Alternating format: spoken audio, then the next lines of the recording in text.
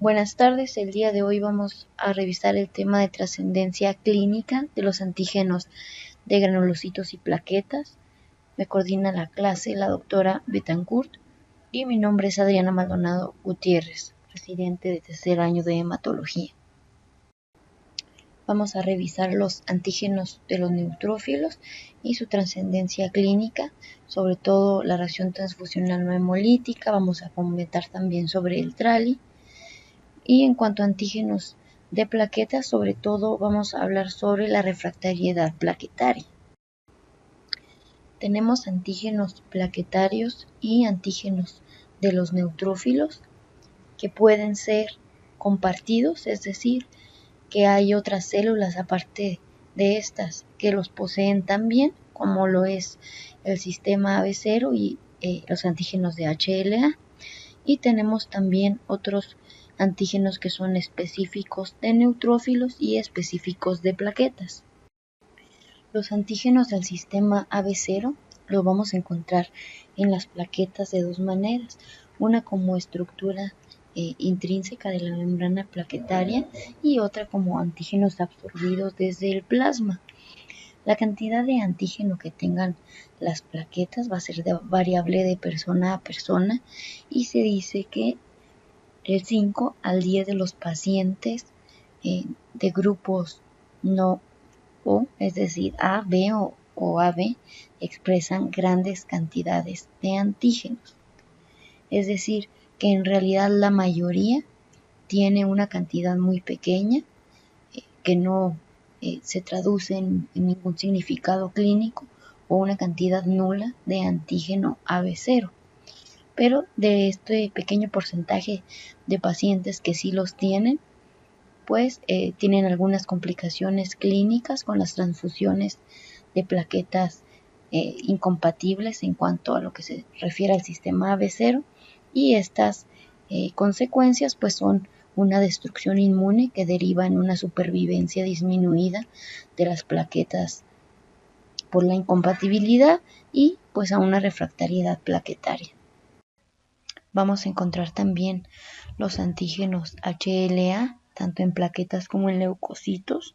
Las plaquetas son las que contienen mayor cantidad de antígeno HLA de clase 1 y se va a encontrar de igual manera como comentábamos en el caso de los antígenos del sistema AB0, proveniente del plasma absorbido o como parte de la membrana plaquetaria.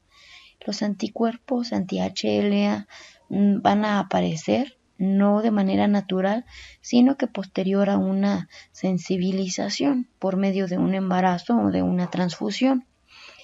Van a aparecer de 3 a 4 semanas después de la primera transfusión y en un paciente ya sensibilizado 4 días después. Los antígenos específicos de plaquetas son más importantes clínicamente que lo son los antígenos del sistema AB0 y HLA. De estos tenemos 22 antígenos que van a estar distribuidos en las diferentes glicoproteínas que se encuentran en la membrana plaquetaria. Las glicoproteínas más importantes van a ser 5. Tenemos la glicoproteína 1A, 1B, 2B, 3A. Tenemos el CD109 y entre estos van a contener los antígenos de los que vamos a hablar ahorita, y tenemos también la glicoproteína 4. En el caso de este es importante porque el 5% de la población carece de este antígeno, por lo que se sensibilizan fácilmente ante la exposición a transfusiones, ya que la mayoría de la población, es decir, la mayoría de los donadores, pues cuentan con esta glicoproteína 4. Y pues estos antígenos están asociados a la refractariedad plaquetaria, sí, pero sobre todo están relacionados con la púrpura posttransfusión y la trombocitopenia inmune neonatal. Aquí tenemos una tabla que nos enlista los distintos antígenos plaquetarios y los agrupa según a qué glicoproteína pertenecen.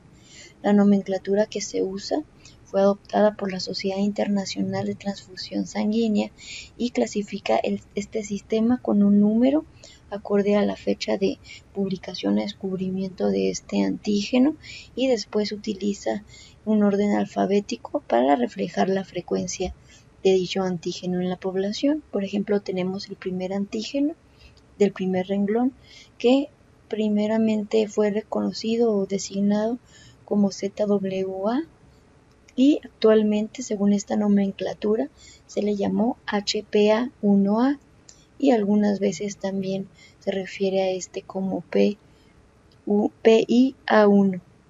Este es el más frecuente, se encuentra presente en el 98% de las personas, y tenemos la otra parte, que es la minoría, que es el HPA1B, que se encuentra presente en el 27% de las personas, ambos presentes en la glicoproteína 3A. Y después tenemos una columna que nos enlista los distintos cambios de aminoácidos que resultan en el polimorfismo de estos antígenos plaquetarios. Es decir, existen en estos antígenos cambios de aminoácidos que resultan en antígenos plaquetarios completamente distintos. Y mientras van cambiando se va sustituyendo este aminoácido, pues se van creando nuevos y fueron designados con los números siguientes, que son los que se listan después, que es el HPA4, 6, 7, 8, etc. Y en la columna del final encontramos las enfermedades con las que se encuentran más relacionadas estos antígenos. Sí, sobre todo vemos que los antígenos más frecuentes, los HPA1A y B, su relación es sobre todo con la trombocitopenia neonatal transitoria y la púrpura posttransfusional.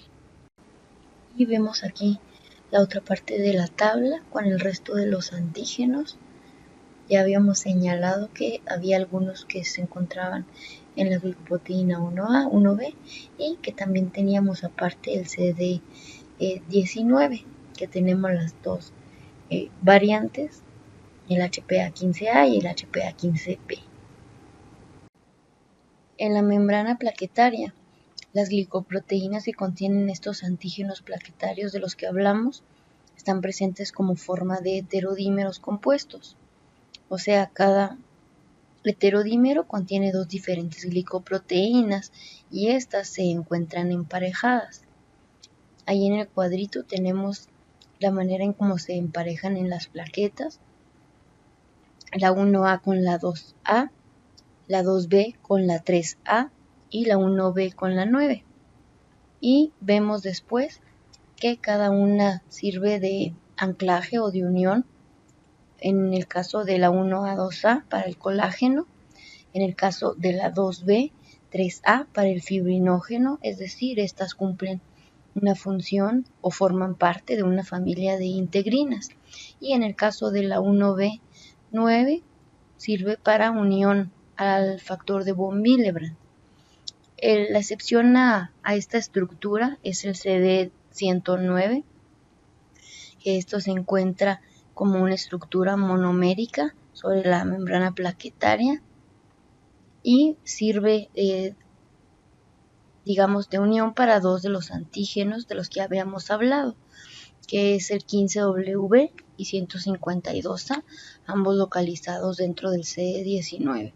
Entonces tenemos ahí a la izquierda lo que sería un ejemplo de la estructura de un heterodímero formado por la 2B, 3A, y vemos cómo en diferentes puntos de su estructura se encuentran varios de los antígenos de los que ya hablamos.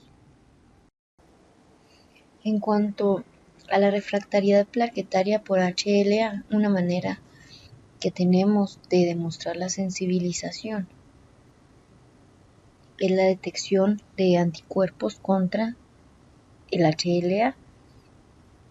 Esto son pruebas que detectan anticuerpos contra un panel que contiene los antígenos más frecuentes. Es un panel reactivo de anticuerpos y un resultado mayor a 20% es evidencia de sensibilización. La refractariedad plaquetaria es un incremento plaquetario menor a lo esperado y lo vamos a encontrar en el 20 al 70% de los pacientes multitransfundidos. Hay varias maneras de decir que un paciente tiene refractariedad plaquetaria. Una de ellas es si el incremento es menor al 50% de lo esperado en 2 ocasiones. En este caso podemos considerar que el paciente tiene refractariedad plaquetaria y después tenemos algunas fórmulas para calcularlo también.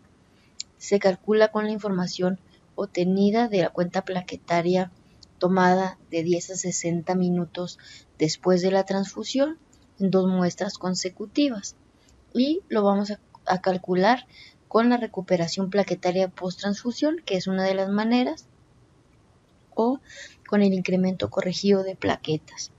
El incremento corregido de plaquetas nos va a arrojar un incremento que debe de tener el paciente después de la transfusión y se considera que si es menos de 5.000 plaquetas por metro cuadrado de superficie corporal indica refractariedad plaquetaria y más de 10.000 indica pues un incremento corregido de plaquetas dentro de la normalidad. En el caso de la recuperación plaquetaria post-transfusión se considera 20% como el límite para decir que debajo de esto pues ya es anormal.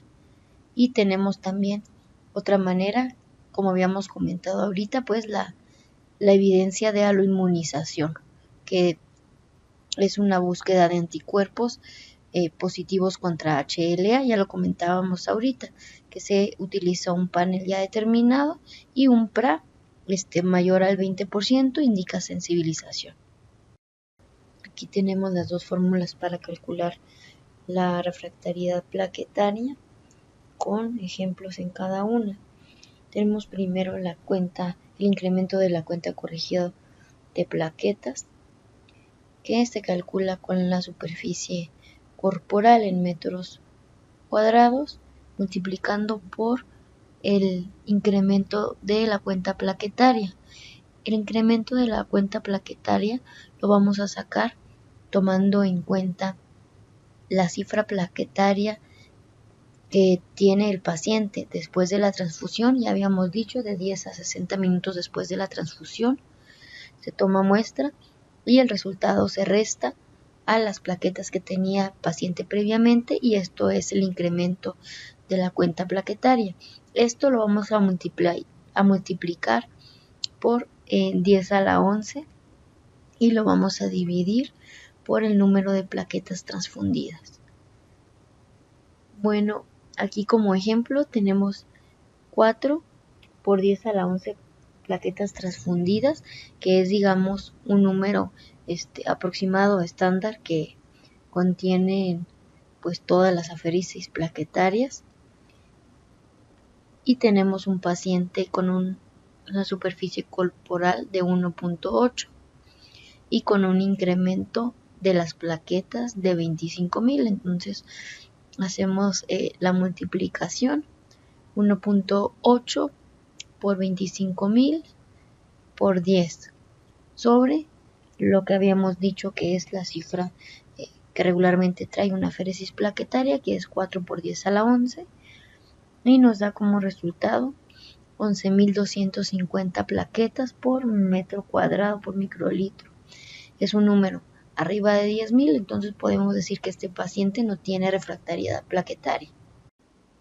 Después tenemos la fórmula de la recuperación plaquetaria post-transfusión, que se calcula en porcentaje, y la fórmula nos pide que usemos el volumen sanguíneo estimado, que lo vamos a calcular mediante el peso del paciente por 75 mililitros, ¿no?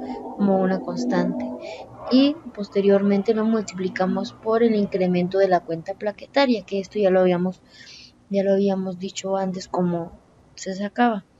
Y dividimos el resultado entre el número de plaquetas transfundidas, que habíamos comentado también que hablando de una aféresis plaquetaria como constante, pues tenemos que aproximadamente son 4 por 10 a la 11 plaquetas. Y tenemos abajo un ejemplo de esto con la constante del contenido de plaquetas que tiene una aféresis plaquetaria y tomando en cuenta un paciente promedio de 70 kilogramos con un incremento de la cuenta plaquetaria post-transfusión de 25.000.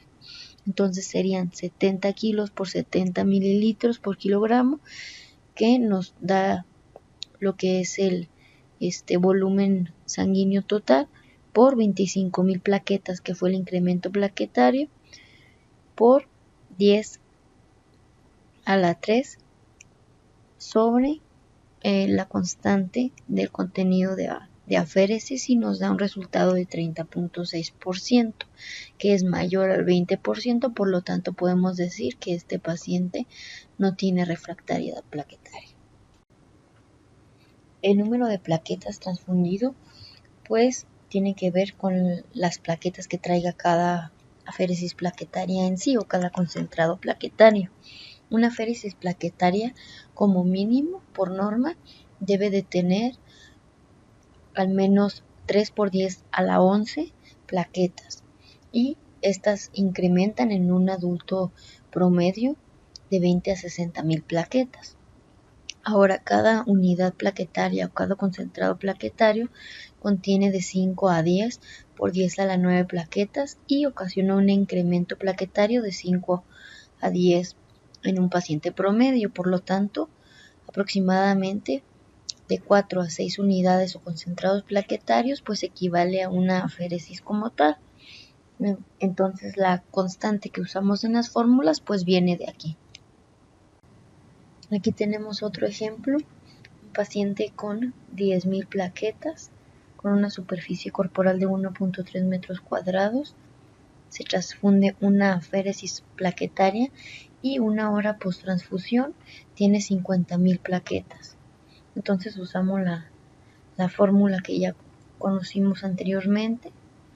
Calculamos el incremento plaquetario, 50.000 que tenía después de la transfusión, menos 10.000 que tenía al inicio, son 40.000 plaquetas, por 1.3 que es la superficie corporal, y dividimos entre 3 como constante del contenido plaquetario de una aféresis. Sale 17.333, que cumple con decir que es más de 10.000, por lo tanto el paciente no tiene refractariedad plaquetaria. Dentro de las causas de refractariedad plaquetaria tenemos la inmunización, ya sea por antígenos plaquetarios o antígenos del sistema HLA o el sistema AB0, que estos dos últimos pues son mucho menos frecuentes, o por la presencia de algunas condiciones como la sepsis, la coagulación intravascular diseminada, los medicamentos, principalmente anfotericina B, sangrado masivo, fiebre, esplenomegalia o trombocitopenia inmune primaria. Y pues en general vemos que pues todas estas condiciones son condiciones que generan consumo plaquetario o pérdida plaquetaria, secuestro plaquetario en el caso de la esplenomegalia. Otra causa de refractariedad plaquetaria, aunque muchísimo menos importante que la refractariedad plaquetaria por antígenos específicos de las plaquetas, es la incompatibilidad del sistema AB0 o RH. Si bien las plaquetas no tienen estos antígenos de manera natural, pues los adquieren y los absorben del plasma. Entonces, de cierta manera, terminan pues por tener presente en su membrana antígenos de estos dos sistemas. Y eso hace que al transfundir plaquetas incompatibles en cualquiera de estos dos sistemas, pues el incremento de la cuenta plaquetaria después de la transfusión sea muchísimo menos que el esperado. Existen diferentes estrategias para pacientes que tienen refractariedad plaquetaria por antígenos, por aloinmunización. Una es el hecho de transfundir aféresis HLA compatibles, que esto en realidad es muy complicado, ya que tendrían que hacerse el HLA al donador de plaquetas, al receptor, y para buscar plaquetas HLA compatibles, pues se necesitarían analizar muchísimos donadores, por lo que esto pues no es muy viable, aunque sería lo ideal. Otra es el cruce plaquetario y otra es la predicción de la especificidad de los anticuerpos, es decir, determinar la especificidad de los anticuerpos que tiene el paciente, viendo el suero del paciente, y seleccionar donadores que carezcan de estos antígenos. En cuanto a la eficacia de estos métodos, lo que se dice es que son básicamente similares, pero como comentamos, pues no es muy práctico, no es muy viable. La prevención de la aloinmunización plaquetaria y por lo tanto de la refractariedad plaquetaria por este motivo puede hacerse mediante irradiación o leucorreducción del hemoderivado, y ya que esto va a reducir la incidencia de generación de anticuerpos anti-HLA mediante la reducción de los linfocitos presentes en la bolsa. Se dice que esto reduce la incidencia de los anticuerpos desde un 45% a un 17 a 21%, y que reduce también la incidencia de refractariedad plaquetaria desde 16 a 7%. Vamos a revisar algunas entidades donde tiene importancia la aloinmunización plaquetaria. Tenemos la púrpura posttransfusional. En este caso se refiere al desarrollo repentino, abrupto y autolimitado de trombocitopenia después de una transfusión. Después de una transfusión en un paciente previamente sensibilizado, es decir, que se haya transfundido antes o en una paciente que haya tenido algún embarazo. Esto se da por la presencia de aloanticuerpos específicos contra las plaquetas en el suero del paciente receptor, y usualmente son anti-HPA1A, que veíamos que es lo más frecuente. Se da como tratamiento de inmunoglobulina G humana para estos casos, y la manera en cómo se da es que en un paciente previamente sensibilizado por embarazo o transfusión se hace una transfusión plaquetaria, y de 5 a 10 días después observamos trombocitopenia. Esto es como regla general, sin embargo, hasta 21 días después incluso puede observarse trombocitopenia en un paciente que recibió una transfusión. Tenemos también la trombocitopenia neonatal autoinmune. En este caso, la madre tiene anticuerpos IgG que atraviesan la placenta y causan trombocitopenia fetal o en el periodo neonatal. Se presenta en 1 de cada 1500 nacidos vivos y es la primer causa de hemorragia intracanal por trombocitopenia en los neonatos. Ocurre de 50 a 60% de las veces en el primer embarazo, y frecuentemente la recurrencia se presenta en los embarazos próximos, y en estos generalmente se presenta pues como más grave. Es un proceso autolimitado con duración de 2 a 3 semanas, y como en la trombocitopenia posttransfusión, el antígeno implicado en la mayoría de los casos es el HPA1A. El tratamiento es la administración de IgG 1 gramo por kilo por semana hasta el momento del parto, y en caso de que sea necesaria, transfusión plaquetaria o inmunoglobulina G para el neonato si el neonato continúa con trombocitopenia en el seguimiento.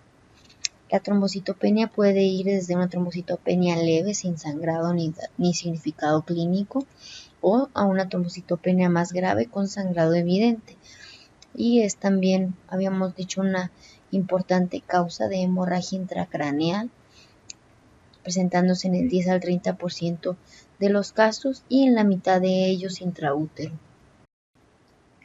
Los antígenos de los neutrófilos tienen su implicación en varias enfermedades, como lo es la neutropenia neonatal, el TRALI, la refractariedad a transfusión de neutrófilos, aunque esta última pues es pues una medida que ya no se usa, por lo tanto la refractariedad a este tipo de transfusiones pues tampoco es algo que se observe frecuentemente, y también la neutropenia benigna crónica autoinmune de la infancia.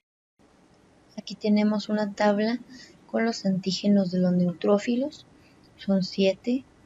Tenemos el NA1, que fue el primer antígeno específico de neutrófilo descrito, que fue en 1966, y según la nomenclatura, pues se le asignó el primer nombre, como ya habíamos comentado anteriormente, HNA1A, y posteriormente el 1B, descubierto posteriormente, y ambos presentes en la glicoproteína Fc gamma R3B. Ambos anticuerpos HNA1A y 1B están implicados en el TRALI y en la neutropenia autoinmune de la infancia. Hay otros antígenos que son compartidos con otras células, como es el caso de HNA3A, 4A, 5A, que se expresan también en los linfocitos, y los dos últimos, 4A y 5A, presentes también en los monocitos. Tenemos también implicados en TRALI al HNA3 y HNA3A, 4A y 5A, implicados en la reacción febril no hemolítica. Tenemos la neutropenia autoinmune neonatal, que esta es dada por la presencia de anticuerpos maternos contra antígenos de los neutrófilos del feto. Los antígenos más frecuentemente implicados en esto son el NA1, el 2 y el NB1. Y los fenotipos más frecuentes es NA1, NA1, NA2, NA2 y NA null. El NA null se refiere a pacientes que no tienen la glicoproteína Fc gamma R3B, que ya habíamos dicho que dentro de esta o en esta se encuentran el NA1 y el NA2. Entonces, obviamente, son pacientes que, dado que no tienen estos antígenos, forman más fácil anticuerpos contra NA1 y NA2. Y lo mismo sucede con estos fenotipos. NA1 y NA1, al no tener NA2, forman anticuerpos contra este y viceversa.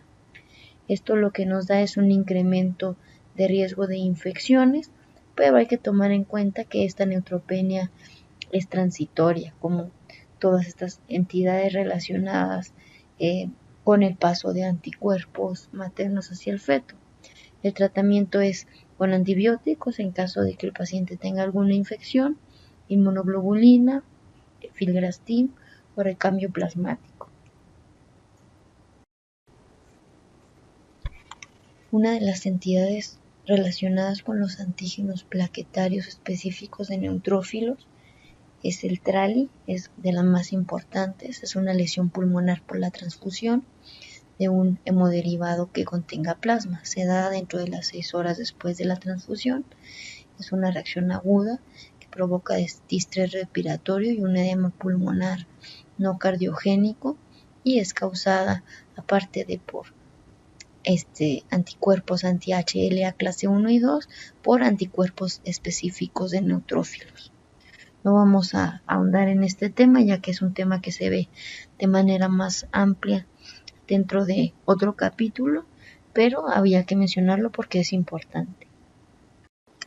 La neutropenia inmune de la infancia se da en niños de 6 meses a 2 años y es por autoanticuerpos contra antígenos de neutrófilos, sobre todo HNA1A y 1B, que son los más comunes, el 50% de los casos. Es también autolimitada y la recuperación se da en 7 a 24 meses.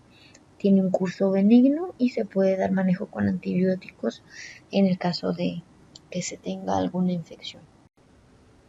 Otra de las entidades más importantes es la reacción febril no hemolítica, y esta está definida por el aumento de 1 grado centígrado sobre la temperatura basal del paciente.